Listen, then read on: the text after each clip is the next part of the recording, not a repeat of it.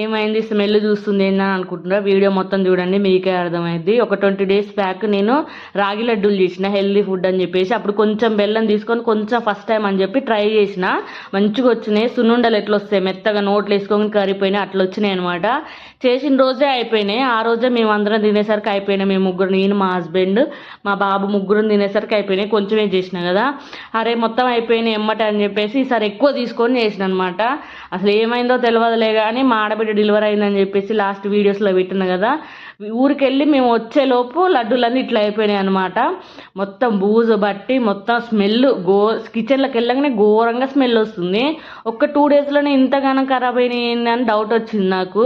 ఫ్రిడ్జ్లో పెట్టిపోతే బాగుండు, ఫ్రిడ్జ్లో పెట్టిపోయినా బాగుండు అని యాక్చువల్లీ ఏమనుకున్నాను, ఫ్రిడ్జ్లో పెడితే గట్టిగా అయిపోతే మంచిగా టేస్ట్ ఉండవు, అవి అప్పుడు సప్పగా అయిపోతాయి అని చెప్పేసి నేను మామూలుగా బయట పెట్టి 2 డబ్బాల మందం చేసిన. 2 డబ్బాలు అంటే చూడండి ఎంత పిండి చేసినో, ఎంత బెల్లం తీసుకున్నానో, మొత్తం వేస్ట్ అయిపోయింది.